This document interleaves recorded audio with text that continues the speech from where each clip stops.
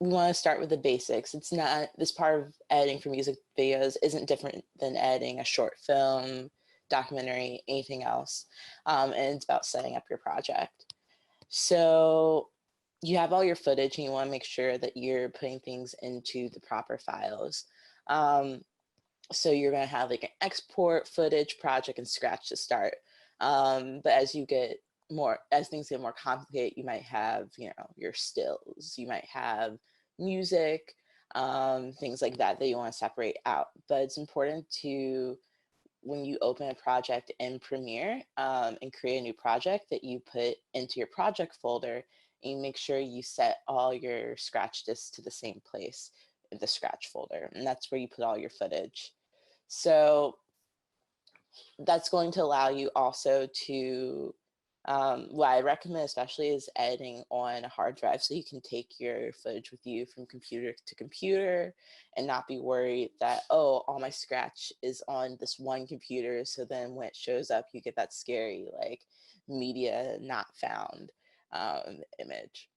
So we want to make sure that we're saving all our files one place.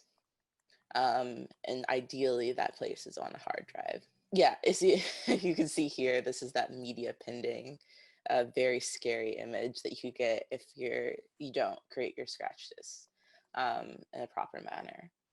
So let's talk a little bit about Premiere's interface. So I know all you guys have now can like access Premiere, which is really cool. And basically there's several setups and you can customize all these things for yourself as well.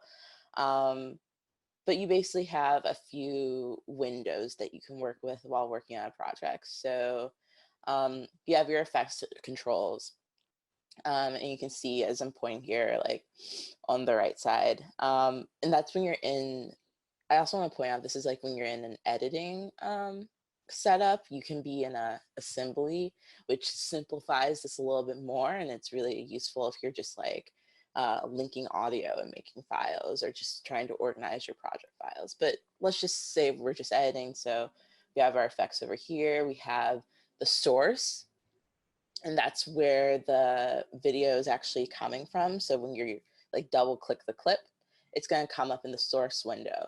And then when you are putting your clip into, we're cutting your clip and putting it into your timeline down here, then you'll be seeing like, it'll show up in the program. So that will actually show your edit, and this will show the original.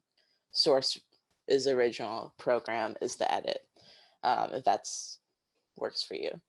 And down in the lower right, you'll see your, this is sort of your media browser. You can have all your project files that you import. You can go back to your media browser, so you can like open up, say, your hard drive, and you can see your scratch files, your edit, your music, all those files too. If you go back to media browser and all that stuff.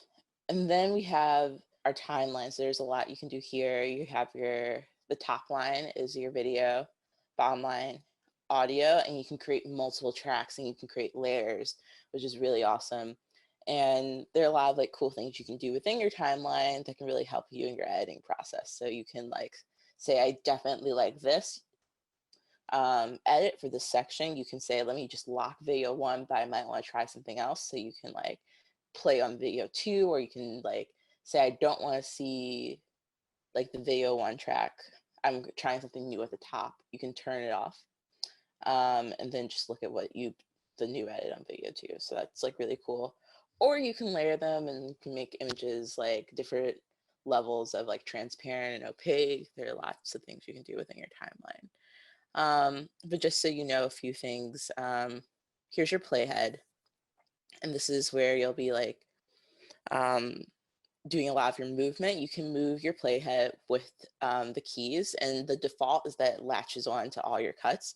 So you could just be pressing the down arrow on your keyboard and then your playhead will move across, or you can just move your left or right arrows and they'll be moving by frame. So we'll talk a little bit more about that, but this is a basic overview of the Premiere interface. So as you see, there are different tools that you can use within the timeline. Most common will be your arrow key, but you also have your razor, which will be cutting the clips. Your pen will be where you can set or select your keyframes, and your zoom can, like the magnifying glass, you can zoom in and out of the timeline. We're going to talk a little bit more about keyframes because it's going to show us how to do this, some really cool things within, specifically for music videos. That'll be super interesting as well. Cool. So under effects, you can find different options for your music video. So you can do different transitions between the clips. I mostly use the effects for basically audio transitions, video transitions. A lot of the effects are like kind of, can be sometimes like a little bit over the top, can kind of look like, can kind of actually decrease your production value. So, you know, you really need to know what you're doing as far as like those video effects what you want to overlay. But the great thing about Premiere is also like in your windows, you have the option to do like color grade and also just to like create like certain looks or like have, Premiere also comes with like established like looks that you can put on your video. So you don't have to play like too much with like some of the video effects. And color correction, like I was saying. So at the top of your Premiere window, next to editing, there's color. And there are a lot of options. It works a lot if you're familiar with Photoshop. It's like very similar, like what you're looking for, as far as like white balance or contrast. I think a lot of times when you're working with either like with footage, if you can, if you're just doing like a quick export, I really like to use just like put a LUT on it just to get certain looks, and a LUT is the first thing under basic color correction. I'll show you actually when we actually go to Premiere, but it can just, you can like select a LUT and it can apply to your whole video or just a clip. But those are usually associated with different camera types. So like there's like Kodak film stock, there's like RE, like different types of like effects and colors that you can put on using the basic color correction, or basically using a LUT under basic color correction. But it's great to use, and like also you can do a little bit more when it comes to music videos as far as like getting creative about your look. So I think it would be really cool if you guys can like really take advantage of this if you are editing a music video.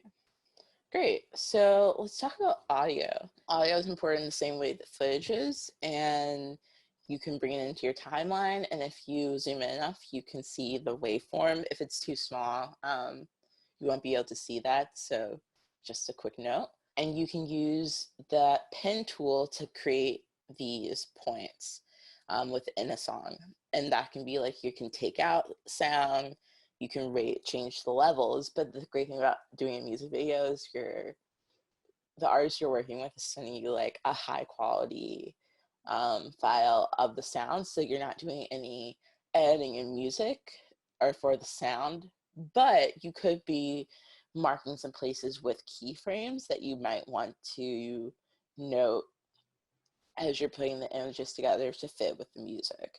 And waveforms are super useful looking at particularly when like certain moments in music occur, like there's a drop, there seems to be more music coming in, and those are things you can actually visualize on the waveform. So that's super useful when it comes to music videos. So adding titles. It's so funny, Premiere's changed so much over time with how you do this, actually. They've like done so many iterations of this, but you can create what you call like a legacy title, and you can go to File, New, Legacy Title, and you can make sure your title is the same size as your video. So that's why it has like the width and the height over here, and also like the time, pace, and the pixels, etc. and so forth. And there's also in the panel, once you're doing your title, it'll come up to a panel like this. You can make a title that's either transparent, so you're just seeing the text overlaid with the video, or you can be totally opaque. It actually depends on you can do it by placing it in the timeline. You can like determine those things. Like if you place a title just like over an image, the default usually is for the title to just show the words and you can still see the video, but if you do it like next to it and it's over the black, then it will just be over black. You can manipulate things like font, placement, all the things that you could do also, like they're similar to what you could do in like InDesign Photoshop. Though I think things in Premiere can get a little bit sticky. But also there's, in addition to being able to create titles in here, you can also create titles in like Photoshop or InDesign and import them back into Premiere is also an option. But you can create pretty basic titles, and especially like the movement within Premiere itself. Rendering. Cool. So there will be times, even before you're ready to export your video, that you're like, your video doesn't play. And that's usually because you have an effect or like too many effects or something like that where it's like pretty spotty in your playback. So to get a smoother playback, what you want to do, you can like render a selection from your timeline. So you're highlighting a selection from your timeline. You can go up to sequence and render the selection. It'll take like maybe a few minutes, and then you're good to go as far as like a smooth playback. So rendering for like exporting as we know it. So this is when we're going back and like thinking about the files we set up originally. So we should have an exports or like turnovers like file within our hard drive. So a lot of times you want to, I think there's several like golden codecs, but you can, there are a lot you can play with. There are presets for like YouTube and Vimeo and like phone, I believe. I really personally like a QuickTime file that's usually, if I can achieve the same like video size as well, I'll like match the size of the image that's in the timeline. And I also, for like the codec, I love like a Apple ProRes, like 442. It's a pretty good one. But all these things are like, there are a million ways to export, and you have to like, whatever you're exporting to, be cognizant of like the better your image quality is, the longer it's going to take to export and the bigger the file is going to be. So you have to adapt to your to like the standards of the standards of how either your artist or like the platform you're sharing on will have it delivered, basically. Cool. So let's like actually watch a music video and talk a little bit about it. Okay, so I just want to just like some quick, like, let's just like spitball, like what are a couple things that you like noticed about like this music video, especially like specifically when it comes to like the editing, the cuts, and like the music? So, I mean, something that I personally noticed was that section when they were dancing by the meat counter. Um, when the bass started to hit, there was a lot of really cool, like, boom, and like the video itself seemed to react to the bass drops. I don't know, that was just crazy to me. No, I mean, right on the money. That's something that we wanted to talk about.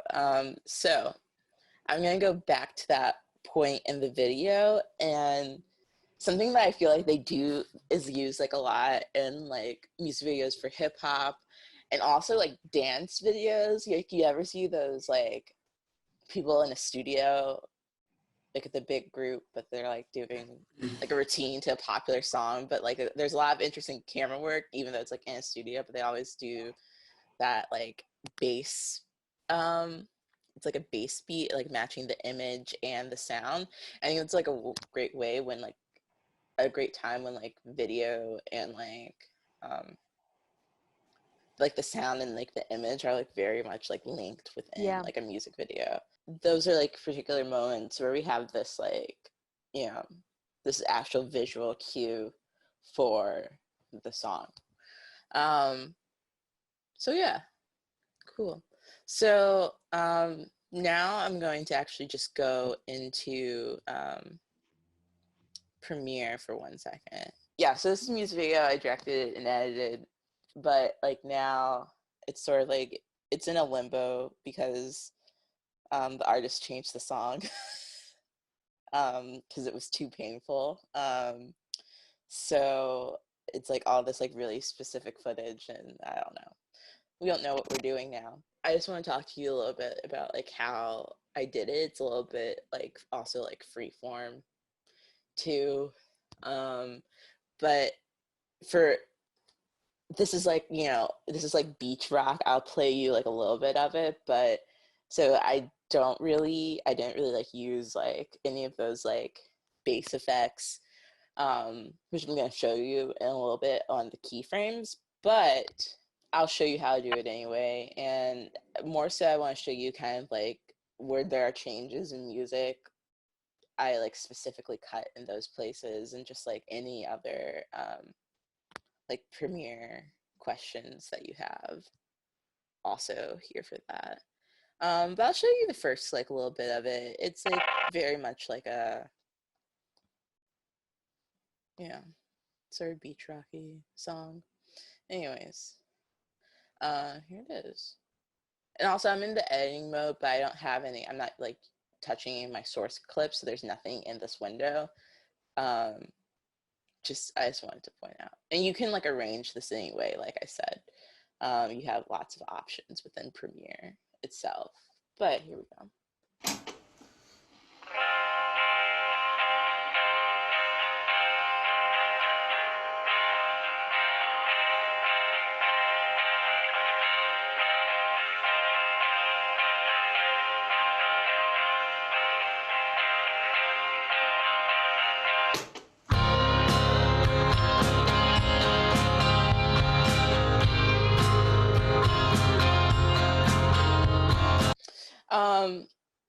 So I just like, even in this like first moment, from I almost like the song, the like guitar in the song kind of feels like it's like in a tube amp almost.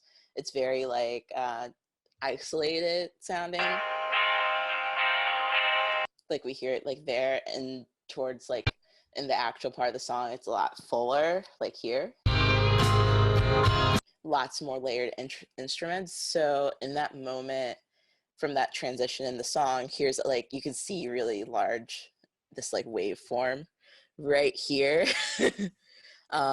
We have this drop, and that's exactly where I ended up cutting. So we have this like tube, like very like sparse sound to a very transition to a bigger sound. So that's where I decided to like make this big cut, from also going from like black and white to like color, and like also just like a scenery cut. So. And to like do this like interesting like intro from the like beginning of the reel of this, because this is like digitized Super 8. So I really liked like keeping that like come into focus moment in from the reel, and I felt like it really paired well with like coming into the song. And I'm gonna play with one thing. So let's say I'm gonna go ahead and isolate. So I'm like locking down. I'm gonna lock down like all my video tracks, and you can just put a little lock on it. But let's say like I didn't make my cut right there. What if I like waited and decided to like make this cut later? I don't think it would have been as effective in the edit. So I'm going to go ahead and use like this track tool, so you can just like move something forward and back really easily within Premiere. So let's say, cool, let's say I put it like over here. So like, let's see what the song would be like if I like moved it. I don't know how much is like enough, but just like moved it to like later. So let's watch this again.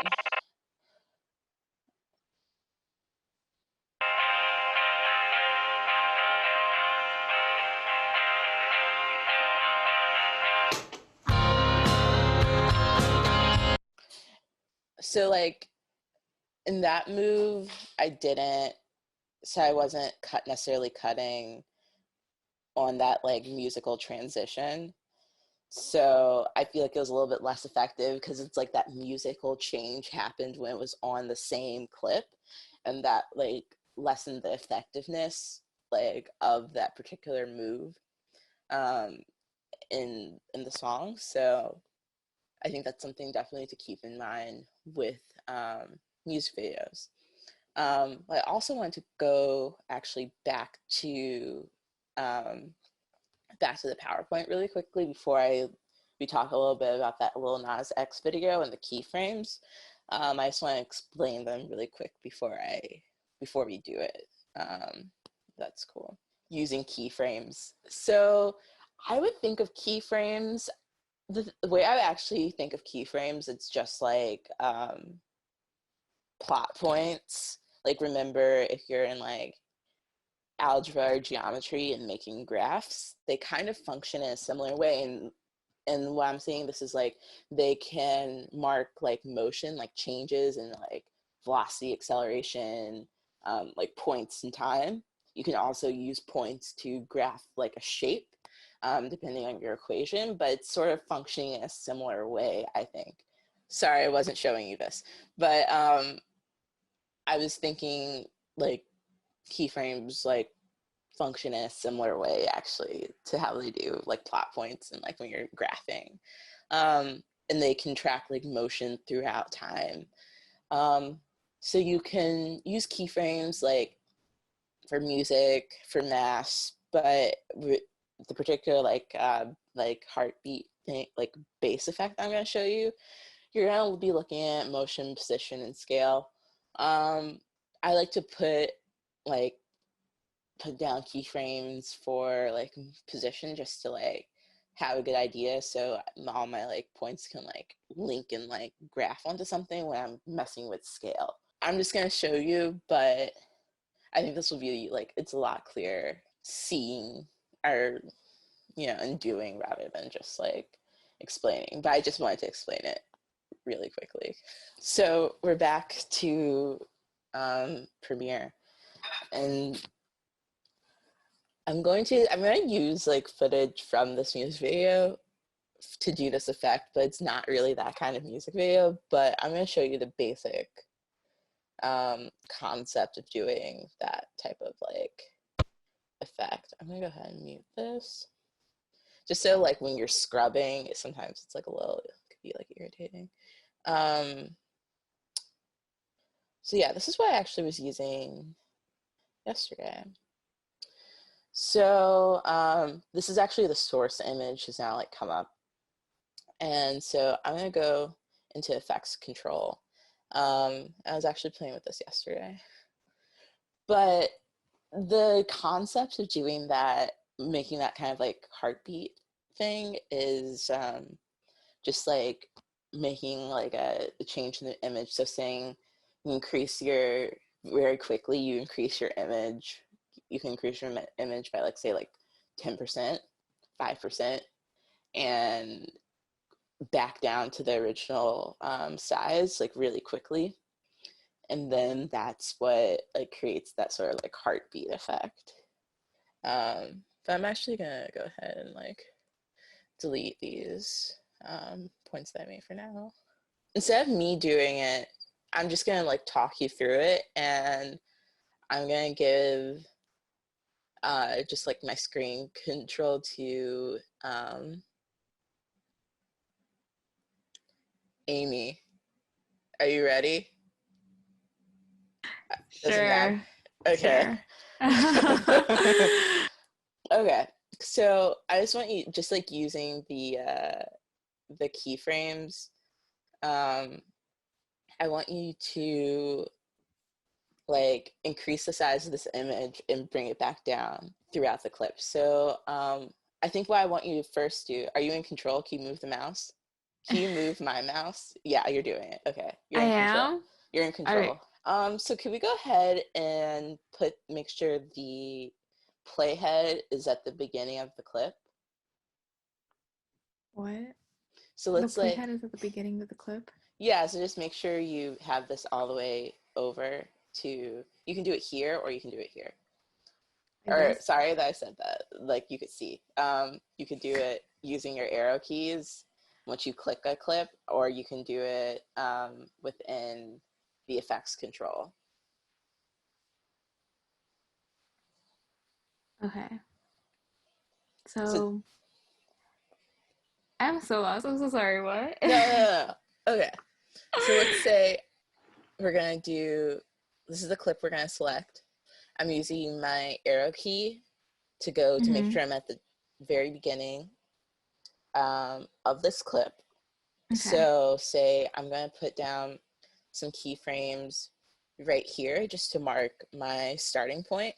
And then Mm-hmm. say if I want the image size to increase slightly, um, give it a couple frames. I will put like, let's do some more. And I'm going to increase the size to 110. And then and say I want it a couple more. I want it back at the original size. So I'm going to put some keyframes down and make this 100, which is the original size. And let's see what this looks like. So using keyframes, I was able to like kind of increase the size and kind of get that, we're getting towards that effect, but not quite there. So let's see. I'm going to, let's say, move these closer together. And I'm also going to use right click or control click and ease into all these to make it the movement a little bit smoother. And then ease out of the last one and see what we got here. Far as like doing that effect, I think we can move them actually a little bit closer together. But you see you see how I'm like using these keyframes to like change the like image, right? Yeah. Okay. So I want you to like try like playing around a little bit with like the keyframes and using like the playhead. Do you think you can replicate that? I think so. Okay. Like any. Back in your control.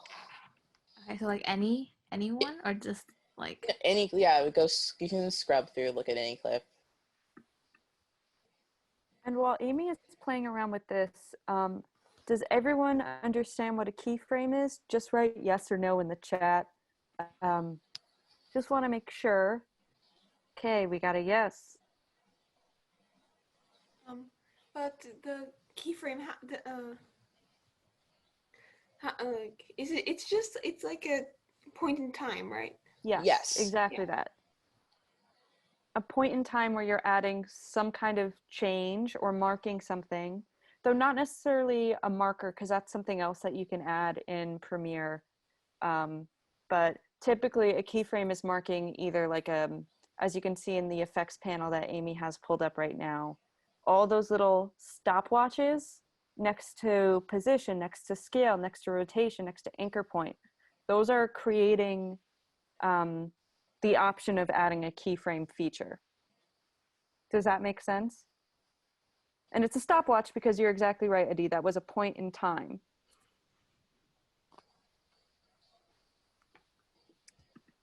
Okay, so Amy, you actually want to go ahead and to get those keyframes. Mm-hmm. Oh, sorry, too many people controlling at once. So we're gonna pick this clip. We're gonna look at these particular effects controls, and we can like you start like using. You need to like activate them, I guess, to like create your like keyframes. So you want to like click it into like working mode basically. Same with like when you're changing the scale, you want to like click them in, but I'll let you do that. Oh. Yeah, when it's blue, it means you're like doing something.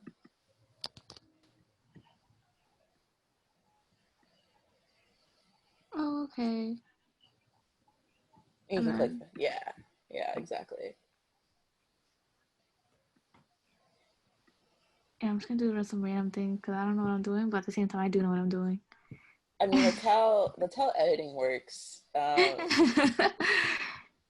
It's a lot of command Z. You know? Oh my god, this is so cool. Okay. Oh. Do you change the size of that second keyframe, or what are you gonna do with it?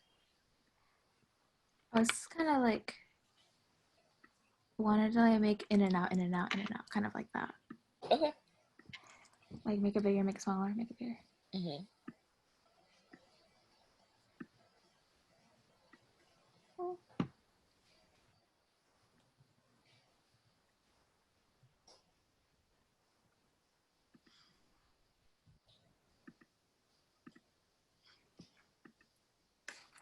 How high can this go?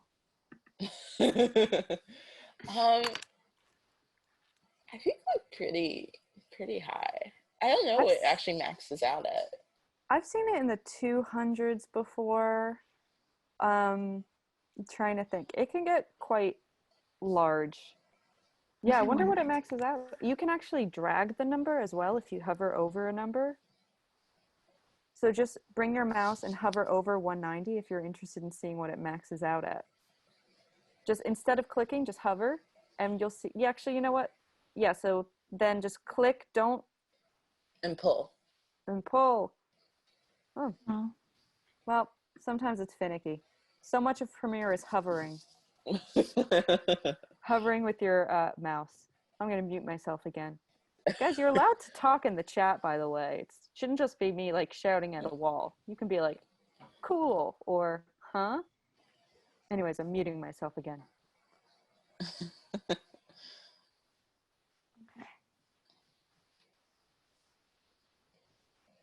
Mm.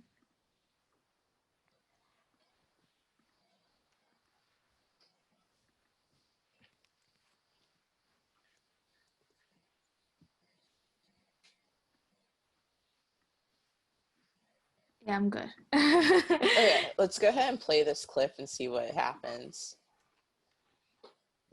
See what you did, Amy. Oh, I'll unmute this. The music.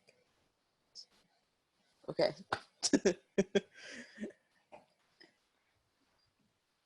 Amy, do you want to play the? Oh yeah. Oh, sorry. Oh yeah, no worries. I'm gonna just why don't you bring the playhead back to the beginning of the clip and see what it's like. Dope. Great keyframe use. That like zoom. I've actually used that also, this like thing, a lot. Like I know it's like the idea of trying to get like really short in these like bursts, like in the like more like in the Lil Nas X video, to create like a beat sound. And I might like probably layer like another like video effect over that after like using the keyframes. But also, like a lot of times if I have footage and and it's like big enough and it's like, oh shoot, I didn't it would make a really nice moment to like push in. You can also like use a keyframe and slowly like push in your edit, which is super useful and something that I've done quite a bit. You just don't want to go too big, because I think the one thing is like you can get this scale. Let's see how far it could go. It's like going to like 9/7. I don't know. Okay, it's like going to like really high, this like push in, or like how high the scale can go. But it's like your video quality like dictates how far you actually probably should be like pushing in. That's just like another note. But yeah. Cool. Does anyone else want to jump in and play around in the timeline and mess with keyframes? Jasleen, hey, you're controlling the screen now. I'm gonna close out this. Go ahead and move it around. It's all yours. So like let's click on like a new clip and see if we can make some use some keyframes and make some changes when you're on the clip. Oh, okay. You go ahead and watch some stuff. You can also unmute the music as well. Get in there, playing the timeline. It's like cool. And like see what you want to come up with.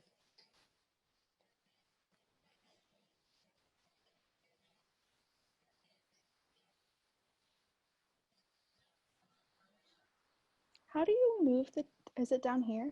How do you move the what? Oh yeah. So yeah, that's how you can move like through the timeline. Oh, gotcha. So you can drag that this way. Oh, I went too far. Okay, cool.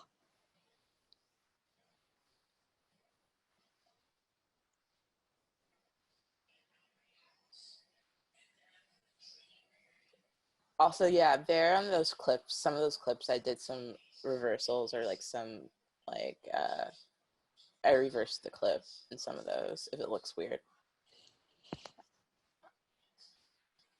How, if it's playing, to stop playing it, you'd always press this button up here, right? Yeah, or you can also on your computer, you can like just press your key like like your space button, pause, start, pause, start. Oh, okay. And a lot of times I use like my arrow keys to like get to where the cut is like on the playhead. And like right now, let's see, we're like looking at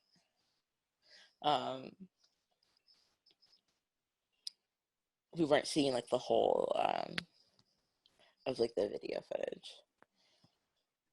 Now we are. So you can like, when you double click on it, so that's still like on the clip that Amy was working on. So to select a new clip to work with in your effects controls, what you want to do is in the timeline, you can double click on like the clip that you want to select. That's just a graphic. But like below that is like a clip. Yeah. And then you want to go into, you can start using the effects controls. Okay. Can I do rotation? Sure, yeah, definitely.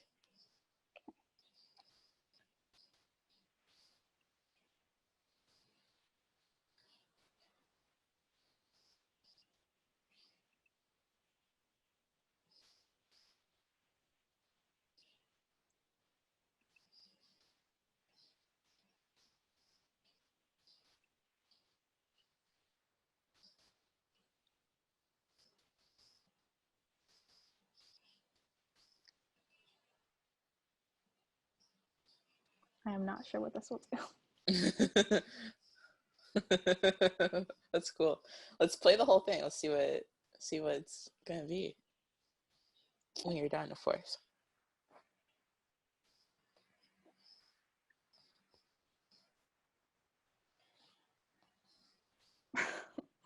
Awesome. I love it. Something to note about keyframes, especially if you're adding like a new thing.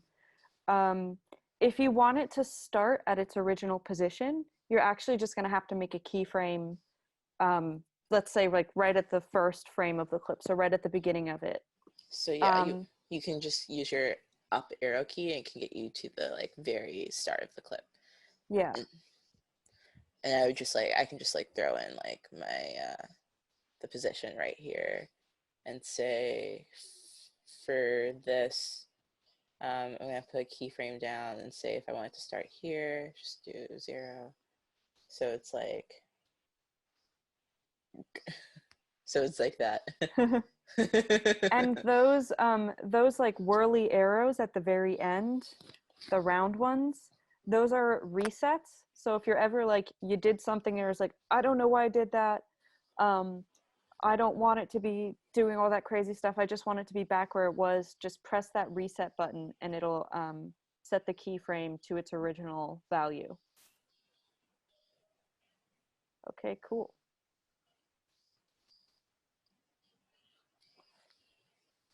Cool. All right. Who's, am I just gonna choose? This is just what it is. Yeah.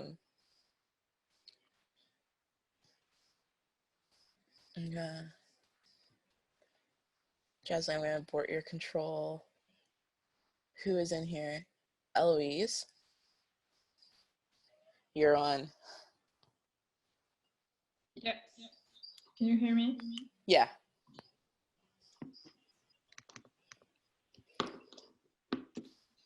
So yeah, go through, pick something in one of these like clips. You can like scrub through and look at a clip that you want to mess with the keyframes on. Yeah. I don't think I can control it. I mean, you are. I'm not moving the mouse. Please. Oh, okay, okay. Okay, so.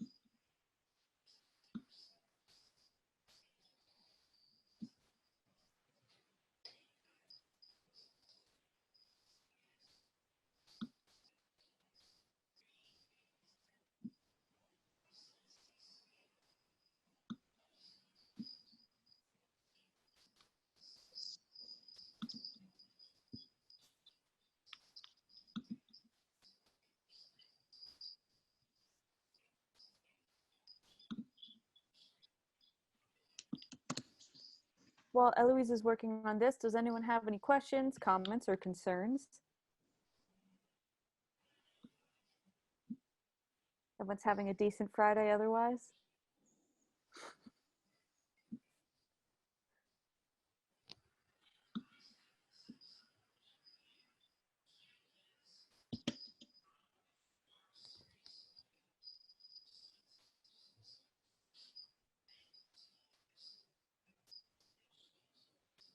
As you can see, I create a mask, and so that's the thing that moves around when we do these, when we change the positions. But I can actually can cover that like I just did. But yeah,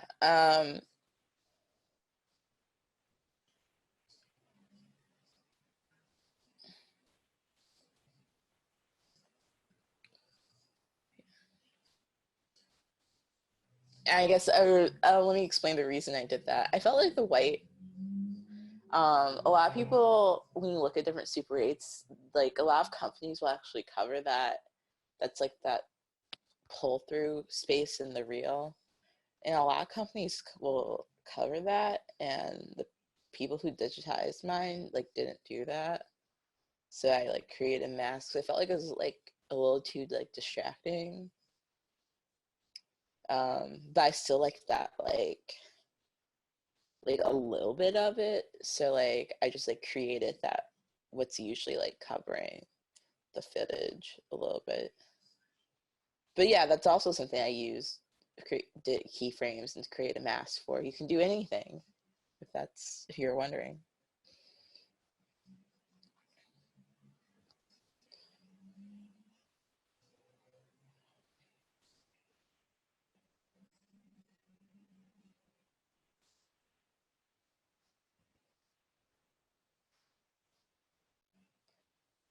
Oh, and then you want to go into your, Eloise, you want to go into your effect control.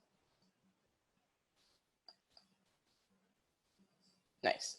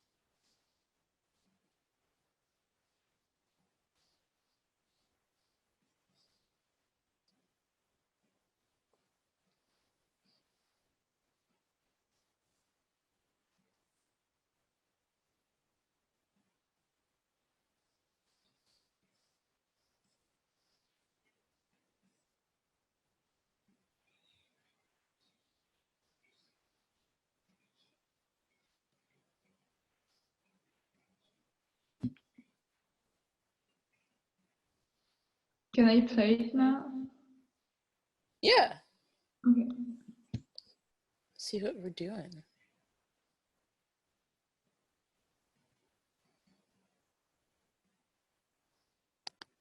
Cool. Let's see. So we were at the scale for this one is 102.7 from 300. So we went back for forward. Cool. Okay.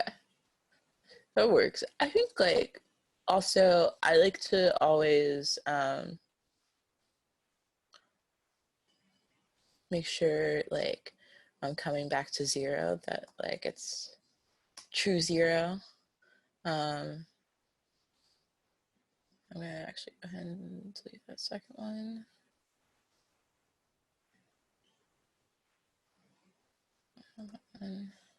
And